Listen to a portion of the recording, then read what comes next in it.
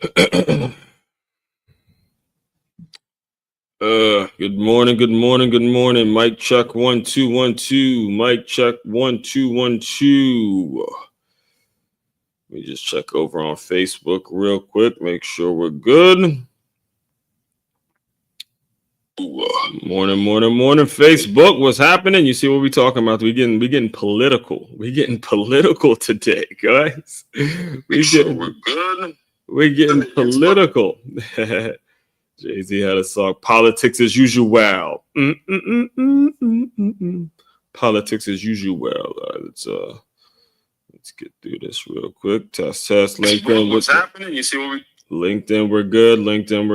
And let me just check YouTube real quick.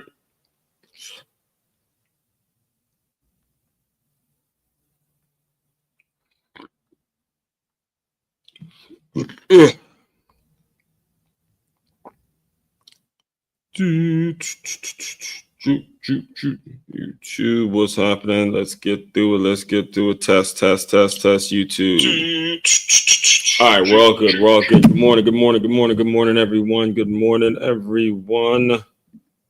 Great to be here on another Top 5 Tuesday, an absolutely incredible Tuesday, the best Tuesday yet, because it's the Tuesday today. It's the best day, the best moment. Appreciate the moment. All right. The greatest reward, the greatest thing we can get is the right now. So appreciate the right now. All right. So first and foremost, let me introduce myself to anybody that may be new to my world. My name is Aswan Crookshank, former Division I college football player and current 5-time published author and educator. And what I do, what I've created, what you see, why I call myself the one and only Move Swiftly speaker, is the business I've created is all about taking the lessons that you learn on the football field, the teamwork lessons that you learn on the football field, and aligning them with business owners, aligning them with businesses and business owners. So they have a staff, so they have a team, so they have a group of employees that moves as efficiently and as cohesively and as hungry and as progressive, as eager, as passionate as a championship high school or youth football team. That's what we do around here in a nutshell. That's what we're all about. So as far as today, we are going to be getting political. All right. There's been some pretty, at least in my world, being a kid born and raised in Silver Spring, Maryland, right there in the DMV. I was surrounded by politics, being into football growing up, and then moving out here to Florida, seeing, I'll be diving deeper into this tomorrow, but seeing Byron Donalds accepting his nomination and is running for governor. Can't wait to talk about that tomorrow and all that kind of stuff, to see the way it went down with Trump and Vance and Zelenskyy and all that. It made my time. It sparked some political seeds, some political aspirations that are kind of deep in my core a little bit, because I've always just loved the idea of public service, because that's really what politics is meant to be. All right, a lot of people don't understand that politics is not meant to be this mudslinging, smearing fight that we see on TV, the way we see it played in the media. Politics is actually supposed to be about public service. You serving your community, you serving your country, you servicing people. That's what politics was supposed to be all about, but it's turned into a straight up dog fight. It's turned into a straight up fight. So today's top 5, every Tuesday, I do something called a top 5 Tuesday. And today's top 5 Tuesday is the top 5 things I would do, top 5 moves, top 5 things I would lobby for if I, in fact, was a politician. I'm not. I'm an educator, like I mentioned. So a lot of the reasons are going to be educationally driven. However, it's going to obviously help a large group of people. All right. So before we get into it, let me get through some announcements here.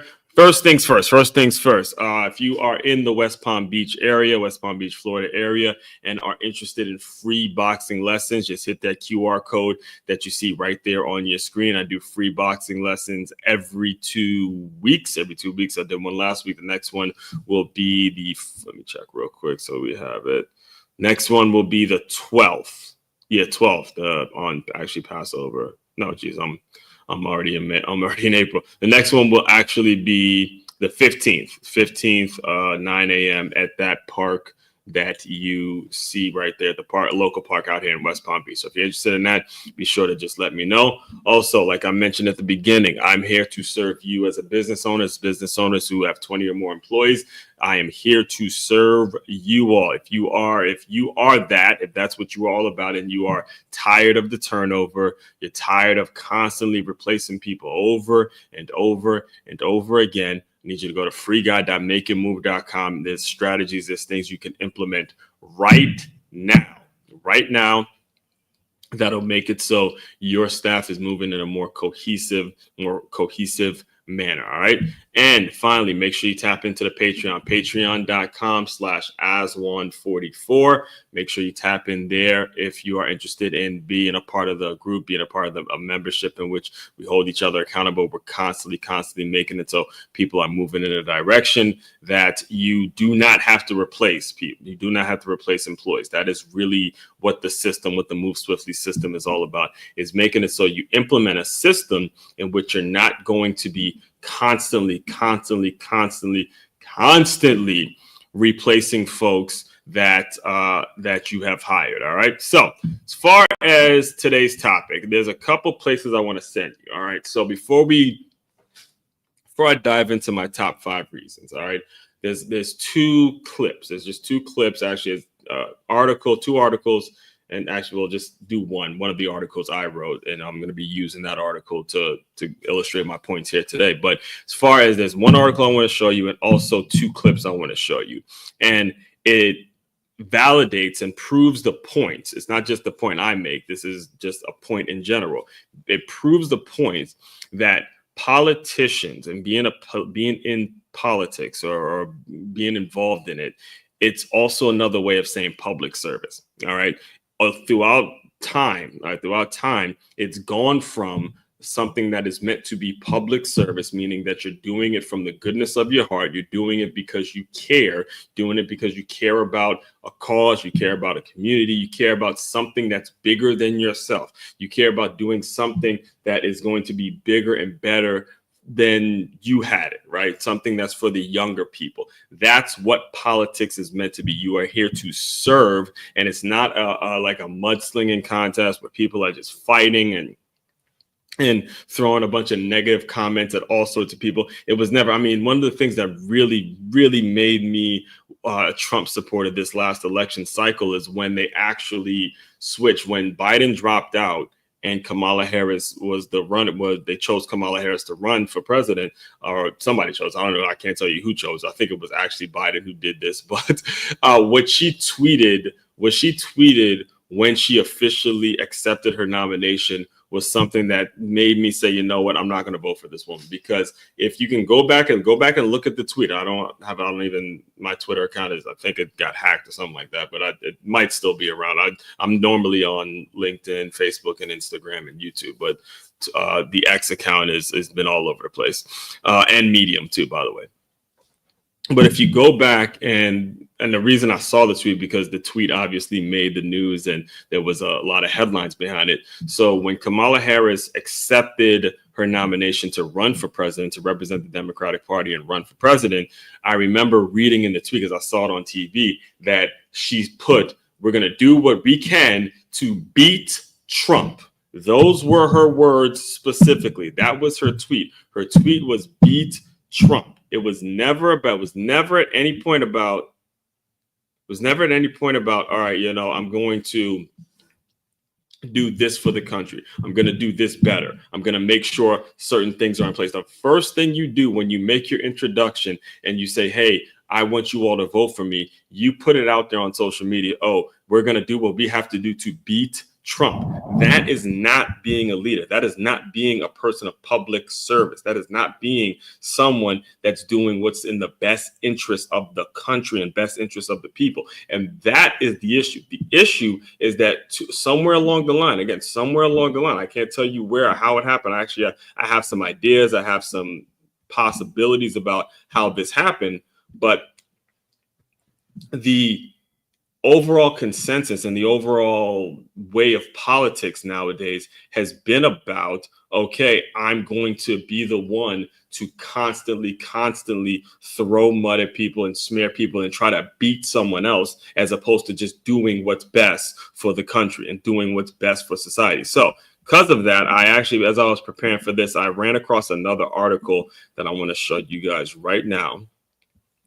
It is, let's see, Harvard Political Review. It was February 7, 2020 by a guy named Jaden Deal, where he quoted 60 years ago. I'm just going to read you the first line and I'm going to let it play for a little bit. Quoted, John F. Kennedy, 60 years ago, inaugural address nearly 60 years ago, President John F. Kennedy implored the nation, ask not what your country can do for you, ask what you can do for your country. Let's look at it real time, live. My fellow Americans, ask not what your country can do for you, ask what you can do for your country. Let's break that down for a second. Let's talk about that for a second, because it goes in a completely different direction than what we normally see, what we normally have people talking about, right? Now we have people talking about, oh, well, what you gonna do for me? They're asking questions. We have politicians politicizing, trying to campaign on the idea of what they're going to be doing for this one or what they're going to be doing for that one. When are we going to take it under our responsibility, make it our obligation to say, hey, what can we do? This is the reason I'm doing this live right now. There's a reason that I'm making this list. I'm making this list not because I wouldn't mind. Again, like I said, I haven't ruled out politics, but I'm not a politician right now. Right now, I'm an educator. And as you'll see, as I go in through the list, you'll see the list is filled with things that I can potentially do for the country because of my experience and because of the background that I have. That's the approach I'm taking. So it would not have mattered who's in office. It wouldn't have mattered whether it was Trump or Kamala. At the end of the day, my mindset was just like John F. Kennedy said in it, what can I do for the country? All right. Not all about me culture. That's the issue. The issue that we see all the time in our society, in our world, and you can correct me if I'm wrong, every issue that you've ever had with a person, any real problem, I'm talking about a real problem that you had with someone, it most likely was the fact that that person made it all about themselves. All right, you had an argument, you're going back and forth with whoever you're going back and forth with, and I guarantee you, I don't even know what the argument was about, but I guarantee you felt as though the opposing person who you were going back and forth with was making it all about them, making it all about themselves. That's how arguments get started. That's how disagreements are continuously happen, is because of a miscommunication, and the person on the opposing side is always making it about themselves. That is the most frustrating thing. That part right there is the most frustrating thing in our politics, is because that mindset, that worldview, that whole mentality is what creates the divided world in which we live in. You make it all about yourself. It can't be all about yourself. And you're going to hear it as I go through the list, but I want to tell a quick story real quick as I go into the next clip. Is my coach, my high school coach, Coach Bob Malloy, best coach who I've ever coached in Maryland, if we're talking about the wins, right? Coach Malloy would say it all the time. And anybody that's ever played for Coach Bob Malloy has heard this over and over and over, to the point where it's planted right here in all of his players' skull. All about me, all about me, all about me. He would scream that every time we would make some selfish decision, some selfish thing we'll do. He'd be screaming, all about me, all about me. Now, again, high school kid doesn't connect until you get into the working world and you clash with folks that genuinely make it all about themselves. It drives me crazy. Absolutely drives me crazy. So this was 60 years ago. Let me show you this speech that really kind of got me interested in politics. All right. So I'm going to give you some context here. And then we're going to get to my list. Right. So I was 22 years old, and I had just graduated college, first time, football was over, no longer playing. I was working overnight at this gym named Spunk Fitness. That gym is no longer in business, right? Incredibly overqualified to do this, but I was doing it because I was also scouting during the day. I was a college scout, so I'm recruiting players, recruiting high school players during the day, and I'm working overnight at this gym. And at the overnight shift at the gym, you have to take out trash, you have to clean up towels, you have to wipe down treadmills, you have to literally do everything. I was there by myself. And what I would do to get through these times is I would listen to this man's speech every time. I mean, to the point where I'm not going to play the whole thing, but I have the entire thing memorized. I have it memorized. I pop it in. I'll never forget, pop it in. I go in the bathrooms, wipe down some toilets, take out the trash, clean treadmills, do the whole thing. Like, Obama used to have me pumped, boy.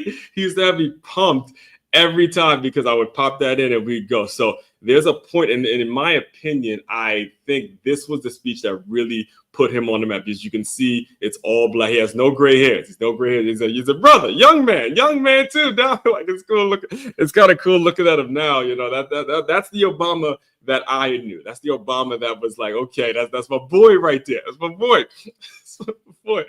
All right. So there was a point in this speech, and I'm going to play it in a second, where he said, it's not a matter of fact. Let me just play because if I start talking about it, I could literally just do a whole hour on this speech alone. So let him go. Talk to him, Obama. E pluribus unum, out of many, one. Now, even as we speak, there are those who are preparing to divide us. The spin masters, the negative ad peddlers, who embrace the politics of anything goes. Well, I say to them tonight, there is not a liberal America and a conservative America. There is the United States of America. There is not a black America and a white America and Latino America and Asian America. There's the United States of America. The pundits like to slice and dice our country into red states and blue states. Red states for Republicans, blue states for Democrats. But I've got news for them too. We worship an awesome God in the blue states, and we don't like federal agents poking around in our libraries in the red states. We coach Little League in the blue states, and yes, we've got some gay friends in the red states. There are patriots who opposed the war in Iraq, and there are patriots who supported the war in Iraq. We are one people, all of us pledging allegiance to the Stars and Stripes, all of us defending the United States of America. Oh, man. Oh, that was my boy, man. Like, all right, like I said, I can literally do a whole show just off that speech alone. But he said so much. It's not a red states or blue states. It's none of that. It's the United States, and we got to work together. All right, we got to work together for a better society. That's why politics was always meant to be public service. That's why I've been on record on multiple occasions saying I don't even know why where the hell the whole two-party system came about. And that, based on what he said, again, this was back, I'll show you, it was 2004. I was still in high school. Yeah, I think it was like a sophomore in high school during that, because I graduated 2007. So yeah, I was still a sophomore in high school.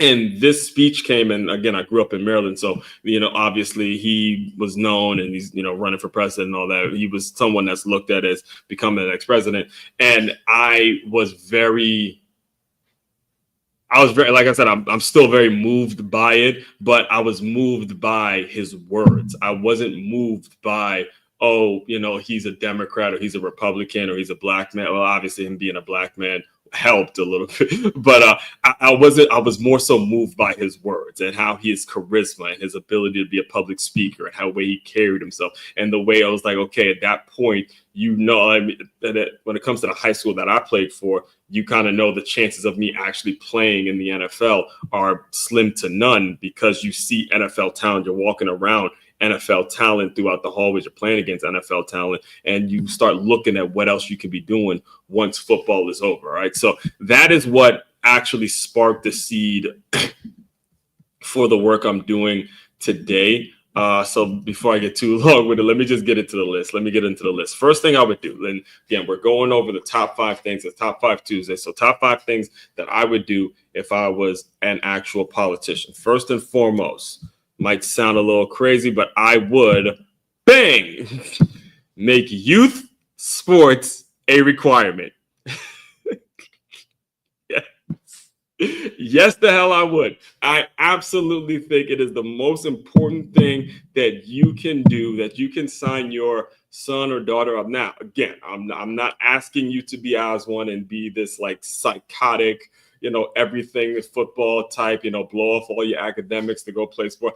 That is not what I'm saying. I want to make sure I'm on the record saying that. However, at the same time, if we're talking about building a healthier America, if we're talking about building habits, if we're talking about making it so young people are developing confidence and knowing what it feels like to actually achieve something, knowing what it feels like to work as a team, work with others to achieve something, go out and fail on a certain goal, to go out and work with a community, to work with volunteers. If they're talking about a forum in which young people can just get exposed to how the system works, you're not going to convince me that there's anything better than youth sports. All right. Even if it's a kid that isn't playing a lick, doesn't even know what they're doing.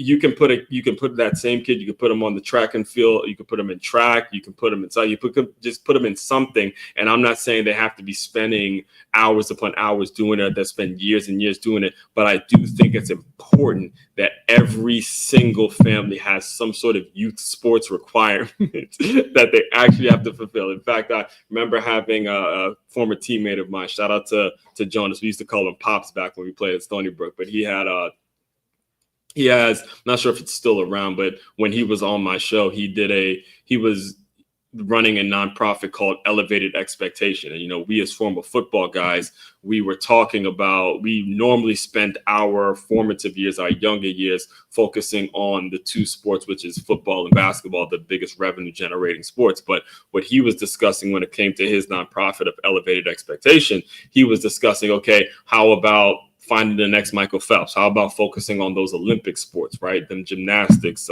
water polo, golf, all those sorts of things. And that's why I myself, as into sports as I am, there's still so much that I missed out on because I was focused solely on one sport and I wasn't, looking at all the other sports and how they can work together. That's actually where this book came about, Make Your Move. It's about how all the other sports,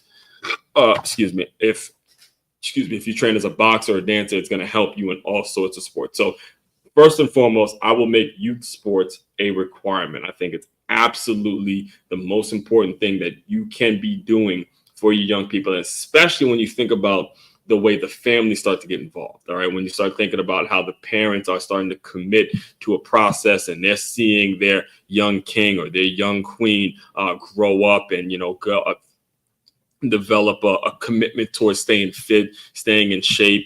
I mean, it's something, again, I don't know. I don't care who you are, not going to convince me that there's anything better for a young kid to do other than participate in athletics. Period, point blank, end of sentence. And again, I'm not telling you to do it for your entire childhood and, go on to college and anything. No, I just get some sort of youth sports requirement. I'd be pushing for that. This is my life, my life. And I'm telling you, if I was a politician, this is exactly the thing I'd be doing somewhere. I don't know who I got to call, who I got to talk to. I'll figure something like that out. That's number one, first and foremost. All right. So number 2, you educators are getting ready to love me on this one. You're going to love me on this one. You're not going to love you're not going to love everything, but you're going to love this one.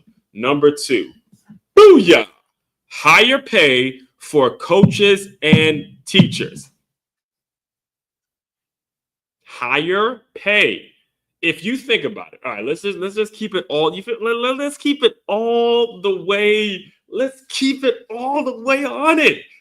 Think about anybody that has an ounce of influence in this world. Tell me one of those people that did not have a teacher or a coach. So why is it that teachers, educators, and coaches are amongst the lowest income? If we're talking about I'm not talking about the ones like when the money I make off these, I'm not talking about that. That's me building a business or writing a book and then selling my own intellectual property. That's different. I'm talking about just a base salary that you would pay an educator. That needs to increase. That needs to increase. It needs to be something that's incredibly lucrative and something that people are going out aspiring to do. Why do you need to do that? Because I'm going to ask the question again so it sinks in. Think about whoever it is has any ounce of anybody you may even know personally, anybody that has an ounce of influence in this world that is actually going out doing some major things. And it's like even the person who invented this laptop, Google apps, Steve, doesn't matter who it is. Name one of those people that didn't have a great teacher or a coach for them to grow up around, that they had growing up, that made it so they know how to accomplish certain things, that they knew how to think for themselves, they knew how to use their common sense. Name one influential person that didn't have a great coach or didn't have a great teacher behind them, pushing them, motivating them, making sure that they were on point, making sure that they were absolutely on their P's and Q's when it came to the difficult times and the difficult times that they were inevitably going to face whenever they're trying to put something new out into the world. You can't name one. You can't name one influential person that didn't have a great coach or a teacher. So it makes absolutely no sense as to why teachers and coaches and educators and the folks that do the work I do on a regular basis are among the lowest income earners. What we do is we actually are the ones spending day by day, hour by hours with these young people so that they can go out into the world and they can go accomplish incredible things that are absolutely just would surprise you. All right, would absolutely surprise you. So this one's self-explanatory, and I do believe that current educators and current coaches and current teachers, they all do deserve higher pay. I do believe that it is amongst the lowest income. There's a real problem when it comes to that. And if I was a politician, I would absolutely fight for higher pay for teachers, coaches, like raise the minimum salary, do something. To get something has to be done. All right, something has to be done. Now, as much as you coaches and as much you teachers and much you educators may love me right now for reason number 2, you're not going to like me when it comes to reason number 3. I'm about to put it up on the screen now. You're not going to like reason number 3 because with higher pay, like they said in Spider-Man, with more responsibility, I think it's more power. Yeah, with more power comes more responsibility. All right. So this is the caveat now. It's trade-offs, right? So again, let's do some role play here. I'm the politician that signs the bill or makes the move and does the thing to make it so all the teachers, all the coaches, and all the educators out there, everyone that's in the education world that's teaching kids regularly as a teacher or whatever it is, all of you guys are now getting higher pay. All of you guys are now getting bonuses. All you guys getting paid as if you're CEOs of Fortune 500 companies. This is what I would want, right? Number 3, however, will be here. All right, now this is where a lot of the people who are in education now, this is where they're going to go. It's where it's going. Because the vetting process that I will have towards educators is that it will be as absolutely rigged. It will be rigged, like making sure they're all entrepreneurs. And let me just tell you real quick where I got this idea. Hold on, let me get a sip. Nothing worse than coffee getting cold.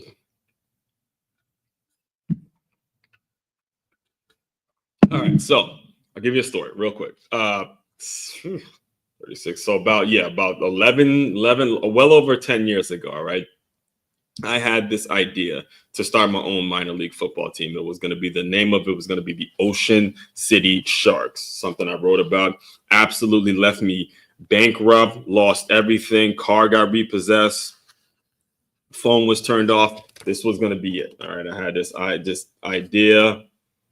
Can you see that? Right. Ocean City Sharks. I had this idea to build a team in Ocean City. I had the logo, had all sorts of things ready to go. It was an absolute great plan, great location. So much of it was actually in place. The one caveat, the one problem that I did not address, and I've owned it. I owned it in the book. I've owned it on multiple occasions. I've said it. I've talked about it multiple occasions. And if I could go back and change it, who knows? A lot of the players, going to be a group of people out there who hate me, who hear my name and will hate me for the rest of their lives because I couldn't get that idea done. That's fine. That's part of the business. Again, it's a business. It's contact sports. You got to be able to move on from past failures. That's business. That's the way it works. Okay. So during that time, when I was trying to get the Ocean City Sharks idea to become an actual minor league team, I was selling it as a minor league team, and it was going to be like a feeder. Again, just an unbelievable plan, a plan that still, if my name was just not attached to it, it would work 1000% fine. That's just the way that's how good the idea was. But as a strategy, and one of the things this is how bad things were for me financially at that point. I was driving, at the time I had my Camry hybrid, and I was driving it without insurance because I at this point I had no income. I was just hoping to get this idea off the ground. I was literally all in, all day, calling people, trying to get them to play, trying to get sponsors, doing literally everything, absolutely everything. So I got pulled over, and the cop realized that the car I was driving didn't have insurance. So I'm on my way from Silver Spring to Ocean City in the middle of nowhere, and my car gets pulled over, and they towed my car to the nearest MV. It was like the nearest MVA, which was like a 2-hour, it was damn near like about an hour and a half drive to get to this MVA. It was the worst thing that could have happened, trust me. And they took the tags. They literally took the tags. The cop took the tags, and I was just asked out because I didn't know what I was going to do. My car's now in the MVA. There's no tags, and it's like, oh man, I'm in a whole heap of shit. All right, pretty much a whole heap of shit, right? So here's what happened, and here's how I got out the situation. Luckily, I had Allstate, and Allstate was it was like a weekend or something like that. But Allstate there was some mix up with the payment. I know personally I wasn't paying it, but still there was some sort of technicality in which they were able to give me the insurance right then and there. And then the people at the MVA gave me some temporary tags and, whatever it was. I don't know what the mix up was. All I know is that the Allstate agent that I called hooked it up, and it was like, look, you good, we could get you the insurance, it's whatever it was. So I didn't ask no questions. I'm like, cool, whatever. All right. So anyway, when I got back to Maryland, Silver Spring, I was from Ocean City to Silver Spring. When I got back to Silver Spring, I went and drove to that Allstate agent's office just to get everything squared away, to get everything cool, to make sure, again, if it happens, so it doesn't happen again and all that kind of stuff. Right. So as I'm there, I'm still in my mind thinking about how I can pitch this idea for the Ocean City Sharks, because this was an idea that was dominating my mind the entire time. And again, anybody that knew me back then knew I was like psychotically all in with this stuff, right? So I'm chatting with the Allstate agent, and I'm like, yeah, so how'd you get in this position? You really saved my ass, man. You really saved my ass with that, because I would have been stranded. I would have had a car with no tags. I didn't have a place to stay out there. So I would have really been in a situation if, we didn't call you and you didn't, make some moves and, got the insurance back or whatever. And I was telling them, again, it sparked my interest in terms of selling insurance and, being that person or whatever it is. And I was thinking about Allstate. And again, I'm a big college football fan. So I know that Allstate does a lot of sponsorship. At that point, I think if I'm not mistaken, hold on one second. I think, yep. Wait, no. That's not it. That's not what I'm looking for. That's not what I'm looking for, Jim. Hold on give me 1 second. I want to see if it's still up here.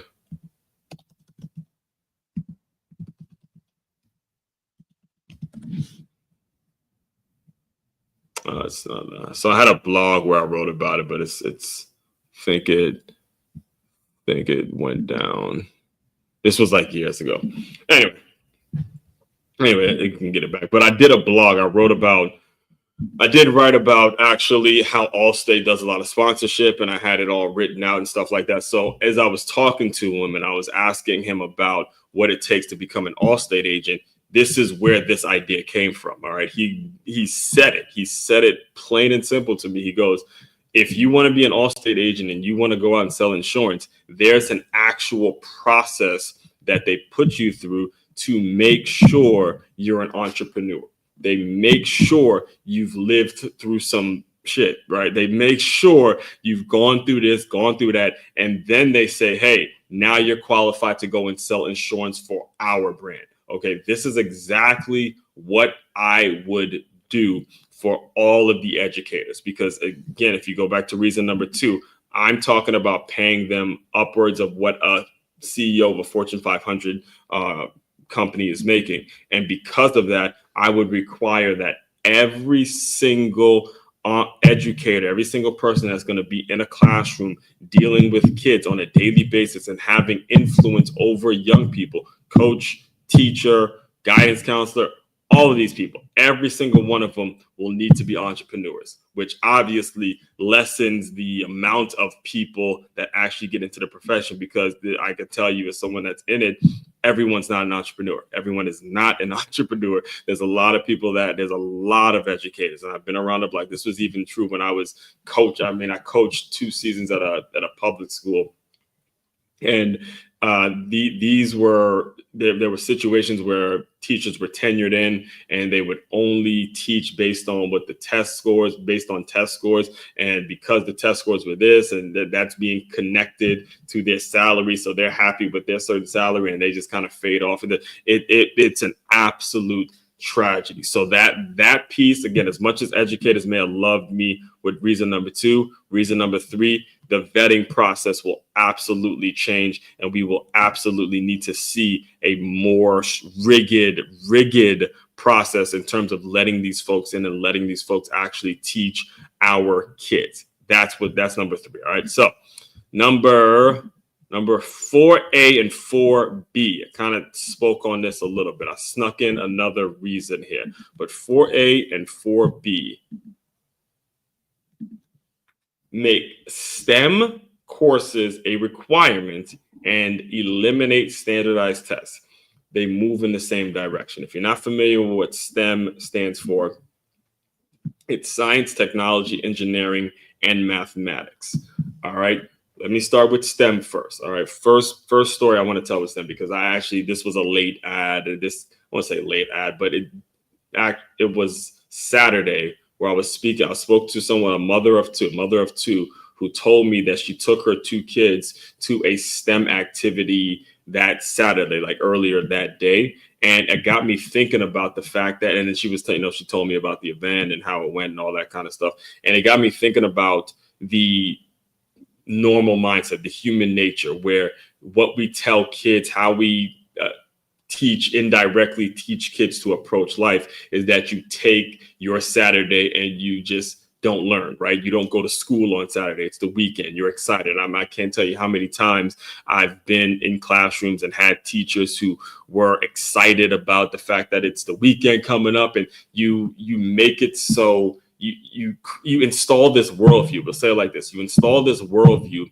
in which you think that Saturday is a day in which you blow off learning, in which you blow off school, in which you blow off the concept of getting better, or blow off the concept of, again, like I said, educating yourself in some way, shape, form, or fashion. So when I was kind of chatting with her about the actual STEM event, she was telling me about how her kids were learning about how airplanes were built, and learning how certain things are built from an engineering standpoint, and how excited they were to just build things. And this is a Saturday in which they're learning. In fact, I think it was my sister was telling me one time, my niece did something that she was doing. Let me see if I can find it real quick.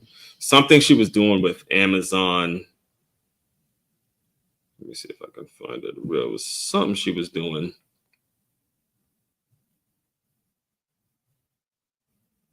This was a while ago. Let me hold up real quick.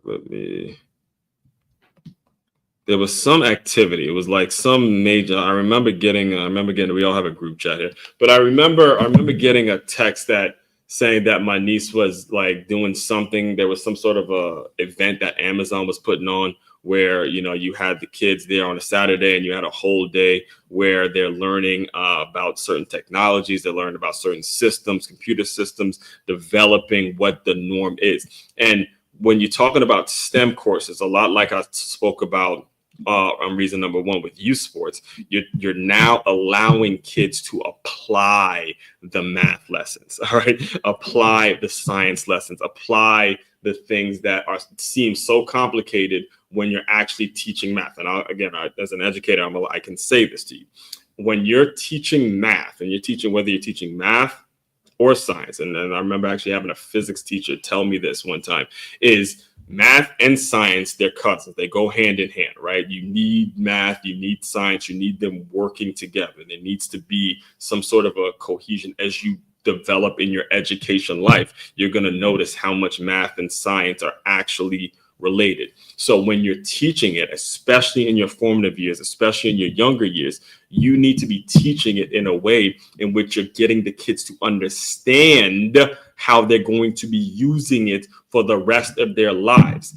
That is the problem that we're having. Okay, this is why 4A and 4B have to go together, because too often are you teaching it in a way in which you're just trying to get them to memorize some formula, memorize some equation, so that way they know it and they could put the right A, B, C, or D on a test. If you were teaching math, science, technology, engineering in a way in which it's like, look, if you learn this, you're going to know the exact circumference of this cup, and then you're going to know how much this needs to be, and then you're going to know what this bottom needs to be, and you're going to know this, and you're going to know the dynamics of how to build this cup. You can now make your own set of mugs and then go sell it, right? And then go sell it, and then use those sales to go build this and build this. And same thing with absolutely everything.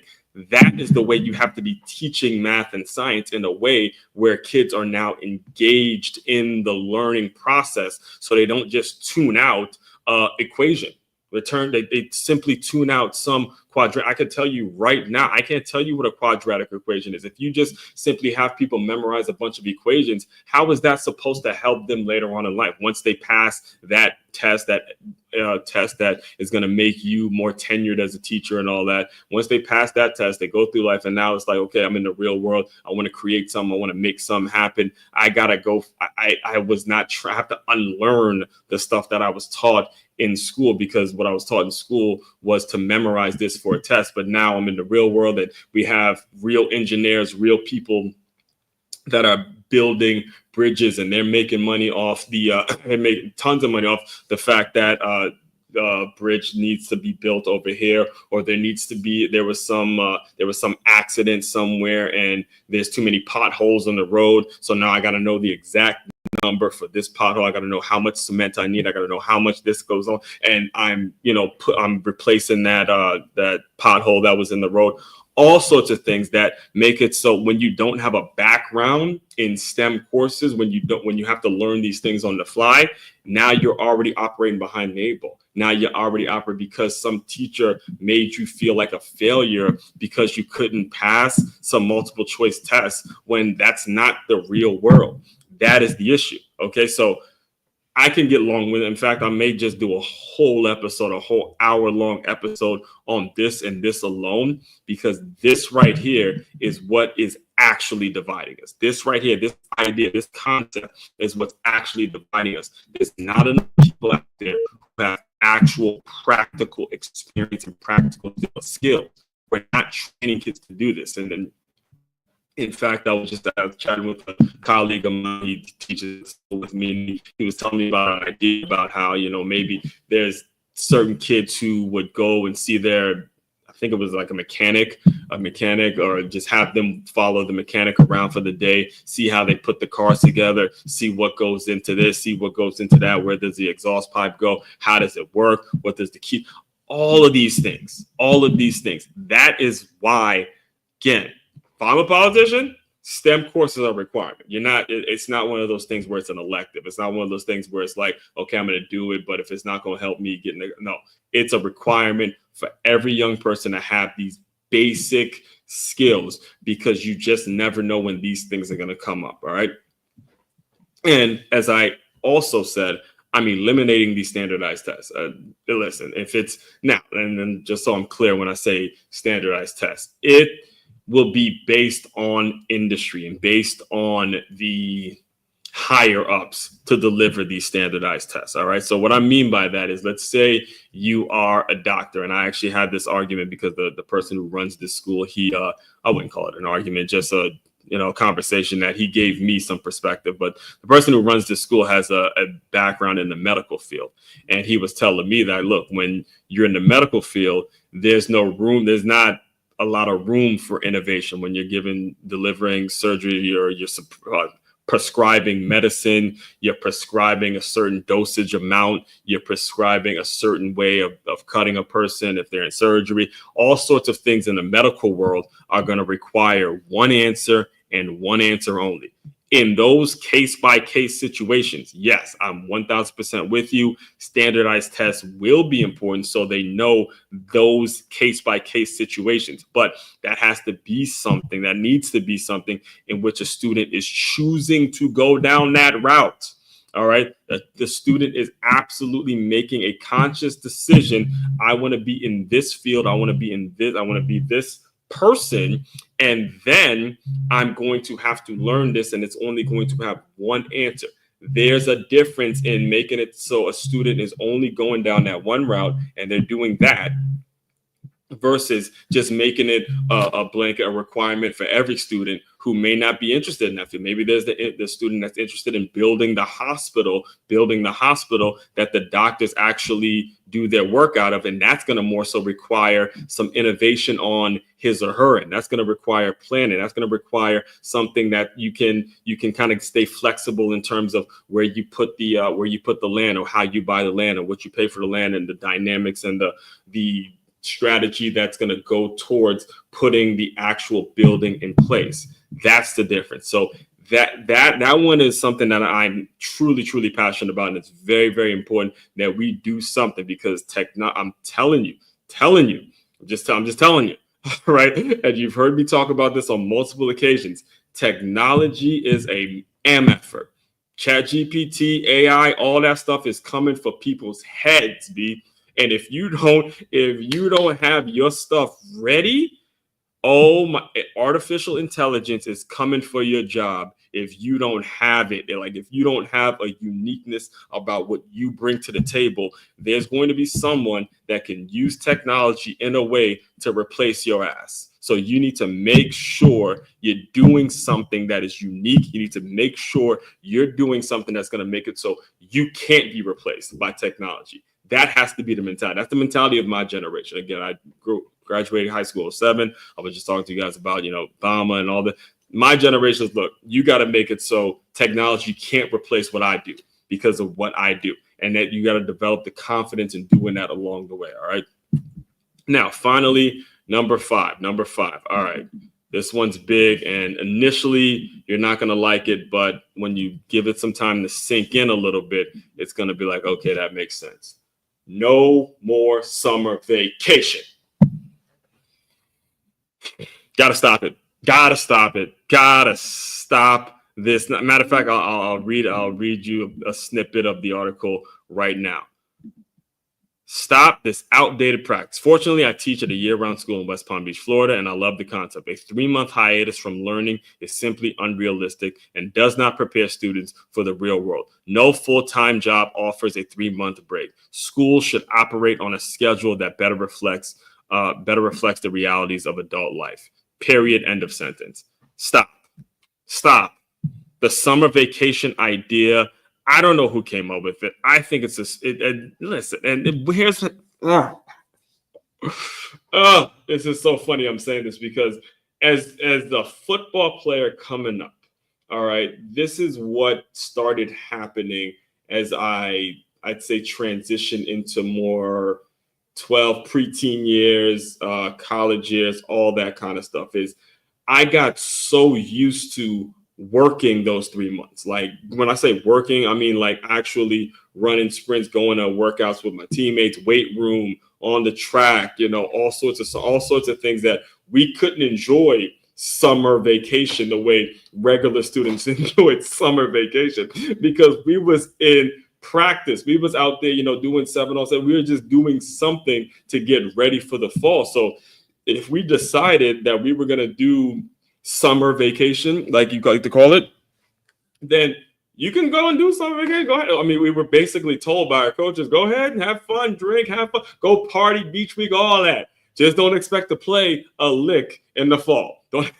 and then ultimately you end up quitting, and you don't really have. Just don't expect any playing time in the fall if you want to be, regular student. You want to go out drinking, you want to go out party, you want to do your thing. You want to be that person. Okay, fine. No, it's summer vacation.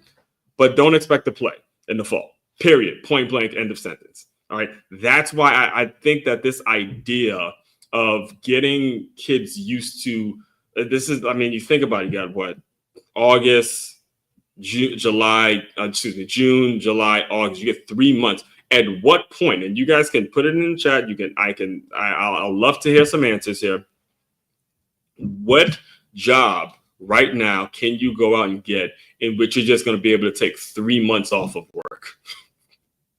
All right. What business owner? All right, business owner. If you're the owner, if you're the head honcho and you run your own business, when at any point can you just take 3 months off? 3 months off of work?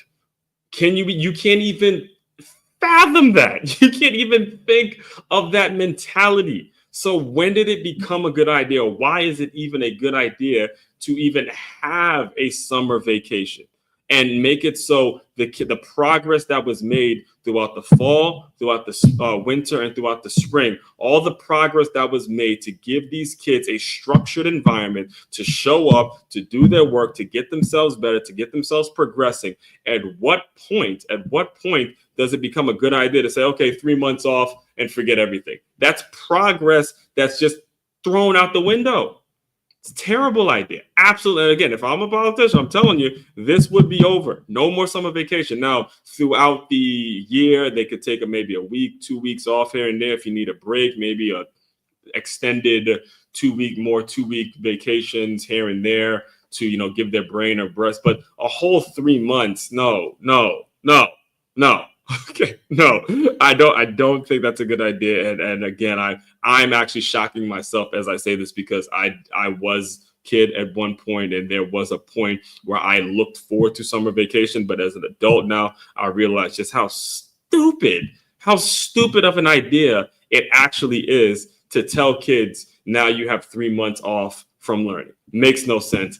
Should not do it. Bad idea. All right. So just to recap, if I was a politician, top 5 moves, top 5 Tuesday, top 5 things I would do if I was a politician, and I'm not necessarily ruling out being a politician. And pretty much everything that got said today was focused on the education space. If I do get into politics, it's going to be dominated. It's going to be really focused on cleaning up a lot of the mess that I've seen in the education world.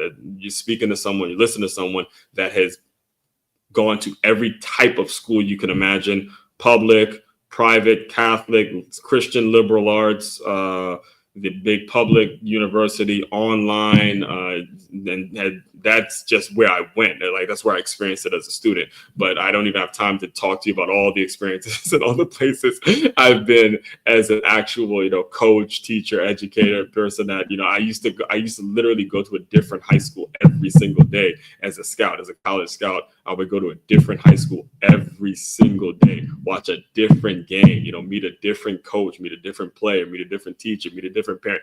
Every single day, it was something new. So I don't even have time to talk to you about all the experiences in the different schools I've been around since after I actually graduated and, got into the working world and all that. So number one, first thing I would do, make youth sports a requirement. We got to make it so young people are developing that confidence and they're competitive and they're working as a team. Number 2, higher pay for coaches and teachers and educators. All right. They need to be getting paid as the same way a CEO of some Fortune 500 companies getting paid. With that being said, however, we're going to make sure all educators are being put through a vetting process in which they are actually, in which we know they're entrepreneurs. Number 4A and 4B, make STEM courses, science, technology, engineering, and mathematics. We're going to make sure that they're a requirement. And we're going to eliminate standardized tests only for the people that are, it's going to be based on subject, based on actual specific industry. They're going to be chosen. Kids are going to be able to now choose the standardized test that they want to be based on the industry that they're looking to get into. Finally, number 5, no more summer vacation. I don't care who you are. I don't care what business you're in. I don't care what it is. You're not taking 3 months off of work and 3 months off of learning. All right. All that being said, main website to check out to dive deeper into everything I'm doing, it's makeyourmove.com. That's makeyaMove.com. It's a one-stop shop for all your teamwork and your self-development needs. As you can see here, you just go there, you can shop, you can join the Patreon, you can book me to speak, learn more about what I'm all about. You can listen to my podcast. All of that is right there on makeyourmove.com. Just hit that link, and everyone out there, continue to move swiftly. We will talk more soon.